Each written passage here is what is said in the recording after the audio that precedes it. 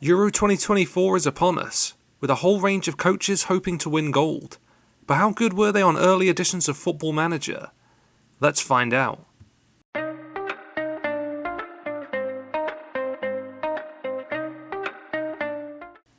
A rather fresh-faced Roberto Martinez. Back in 2005, we find him as his playing career is concluding with Swansea City. 2 years later, he'd enter the dugout with the club, eventually helping them achieve promotion from League One. After time spent at Wigan and then Everton, he'd move into the world of international management. During 6 years with Belgium, he must look back on it with disappointment as his sides failed to fulfil their potential. Now with Portugal, you must hope that history doesn't repeat. For this edition, the Czech Republic will be coached by Ivan Hasek, a vastly experienced man. This will be his 15th job in management since he started in 1999. Before this, he was a hell of a player too, winning 5 league titles with Sparta Prague and his nation's Player of the Year twice. Fast forward to 2024, and the Czech national team may not have the talent of a few decades ago, but must be hoping to progress to the latter stages. Elsewhere in Group F, we find somewhat of a legend of Georgian football, Willy Sagnol. The Frenchman became the first man ever to lead their national side to a major tournament. In 2004 though, we find him with Bayern Munich. He played over 250 matches with the club, winning 5 league titles and a Champions League. In 2013, he entered the dugout and has since coached with Bordeaux, French youth sides, and now his new national team. In a 16-year playing career, Steve Clarke would amass over 500 games playing with St Mirren and Chelsea. For the latter, he'd win 3 major trophies before retiring and moving into their background staff. As an assistant for Jose Mourinho, he'd helped the Portuguese to back-to-back Premier League titles between 2004 and 2006. In 2012, his own journey began as he took the reins at West Bromwich Albion. 12 years later, he'll be coaching Scotland to their 2nd consecutive Euro Championships and must be hoping to better their group stage elimination 3 years ago. To another vastly experienced coach who'll be on the sidelines this summer, Ralf Rangnick. Remarkably, 2024 will be his 39th year in coaching. Back in 2007 though, we find him with Hoffenheim. Over the next decade or so, his high-octane style would yield success with Schalke and Leipzig, before a rather miserable time at Manchester United. Now with Austria, and in a competitive group with France, Poland and the Netherlands, qualification for the latter stages could be tough. Albania have qualified for just the 2nd European Championship in their history. At the helm this time, Sylvinho. In 2004 he's just joined Barcelona. His 5 years in Catalonia would be by far the most successful in his career, as he won 9 trophies, including 2 Champions Leagues. After retirement in 2010, he'd returned to coach nearly a decade later, first with Lyon and then Corinthians. Both were quite disastrous. With Albania though, he's rebuilt his reputation and will be hoping to better the nation's elimination in the group stage in 2016. Without a doubt, one of the best managers in this tournament, Zlatko Dalic. Back in 2007 he's with Vartex in his homeland. Over the coming years he'd develop his style in Albania, Saudi Arabia and the UAE. In 2017 he was appointed manager of his homeland and has since led them to a 2nd and 3rd place finish in World Cups. It is worthwhile pointing out though, that before this tournament begins, his managerial record at Euros is noticeably worse, as he's won just 25% of his matches. You'd be forgiven for not knowing who Spain's coach is for this edition of the European Championships, as I certainly hadn't heard of him before this. In Football Manager 2010, he's coaching Athletic Bilbao's youth side.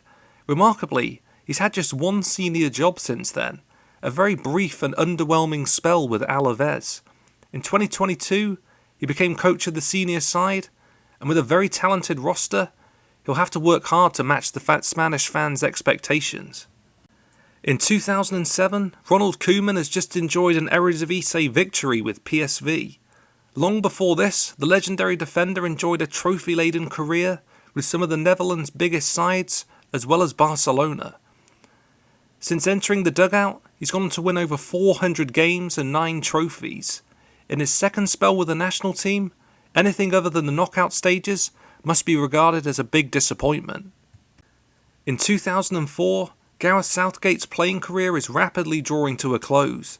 Over the preceding 2 decades, he played over 600 games with Crystal Palace, Aston Villa, and Middlesbrough. In 2006, his managerial journey began with the latter. 10 years later, he'd get the England national team job. Following relative success at the 2018 World Cup and Euro 2020, Qatar 2022 proved to be disappointing.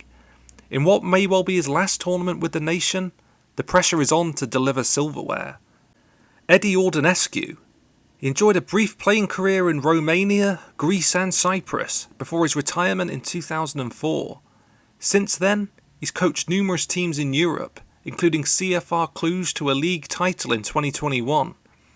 A year later, he'd move on and become manager of the Romanian national side. Murat Yakin.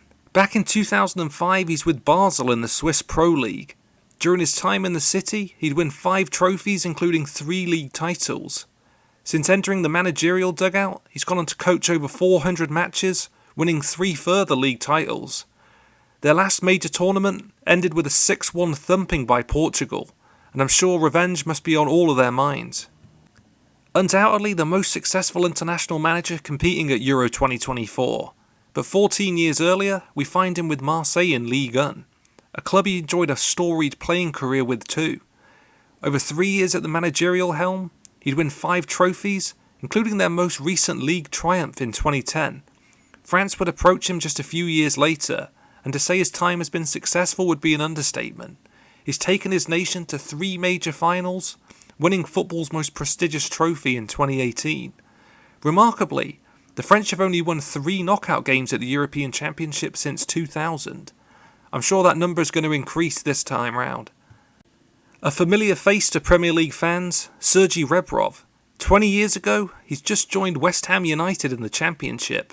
His time there was forgetful, as he'd scored just 2 goals in 33 appearances. Shortly after, he'd returned to the club where he made his name, Dynamo Kiev, an astute move as he won his 9th Ukrainian league title in 2007. Naturally, this is where his coaching journey would begin, and since then he's gone on to win another 6 league titles in Ukraine, Hungary and the UAE. After taking over his nation, his side have lost just once in 11 games and could be a dark horse for a podium finish. Domenico Tedesco. Among the lesser experienced coaches competing this summer, his journey began in 2017 with Erzgebirge Aue. Since then, he's coached some big teams, Schalke, Spartak and Leipzig. In 2023 he was approached by Belgium and has since gone unbeaten in his first 14 matches. With no shortage of talent to choose from, a deep run could still be possible. In Football Manager 2007, we find a rather youthful Julian Nagelsmann. After suffering a second serious knee injury, his playing career would draw to a close aged just 20. Not deterred from a career in the beautiful game, he would pursue a degree in sports science and quickly found himself working with 1860 Munich's under-17 side. Fast forward to 2016, and his first managerial opportunity arose with Hoffenheim. 7 years later, after losing his job with Bayern, he became Germany manager. As this tournament's hosts, there must be a pressure to succeed and improve on their round of 16 elimination 3 years ago. Long before the extravagant riches of the Saudi Pro League began, in 2011, Matjaz Kek was coaching Al Ittihad. This proved to be a disastrous tenure, as his side won just 3 games in 11, and he was quickly relieved of his duties. Since then, he's gone on to redeem himself, winning the Croatian First Division title with Rijeka. In 2018, he's returned to his homeland Slovenia for a second managerial spell, and he'll be a familiar face to England fans, as he was at the helm in World Cup 2010, almost eliminating us from the competition. 2 decades ago, Vincenzo Montella is with Roma, a club he'd scored 101 goals for and helped win their most recent league title in 2001. Outside of the Italian capital, he scored plenty more with Empoli, Genoa and Sampdoria, but couldn't find many more winners' medals. In 2009, his career concluded as he entered the dugout. 15 years later, we find him with the Turkish national team, and with big wins already away to Germany and Croatia, they shouldn't be a side taken lightly. To a fellow Italian who won't be coaching his homeland this summer, Marco Rossi. For this edition, we find him with Hungary, a side he's been at the helm with since 2018. Before taking the national role, he coached in their domestic league and even won a league title with Budapest Honved. In the most recent Euros, they were unfortunate to be drawn in a group against France, Germany and Portugal. This time the path to progress looks a lot more achievable. There are no shortage of Italian coaches at Euro 2024. This man will be in charge of Italy though. Fresh off a historic league triumph with Napoli, his confidence must be high. Back in 2007, we find him with Roma. He'd stay for 4 years, winning back-to-back Coppa Italias. His success continued with Zenit as he added 2 further league titles to his resume. Over the last decade, the trophies have dried up a little, but with an Italy side intent on defending their title, I wouldn't bet against them going all the way. Another player whose career was curtailed by injury, Kasper Holmand. On FM 2014, his first spell with Nordsjælland is just ending, a team who he won a league title with 2 years earlier. Following terrible form in Germany with Mainz, he'd returned back to the Danish club before moving into the national team role.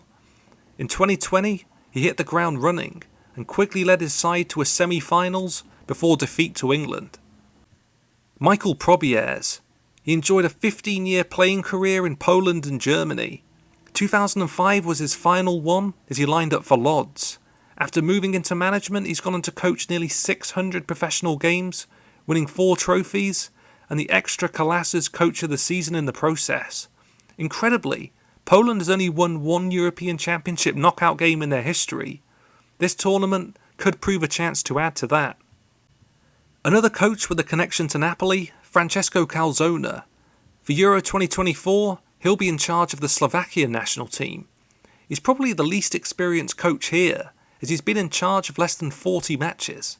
Between 2008 and 2022, he worked as an assistant for a range of Serie A teams. Now at the helm himself, and in a Group E alongside Belgium, Romania and Ukraine, progression to the latter stages is definitely doable. To an incredible talent, Dragan Stojkovic.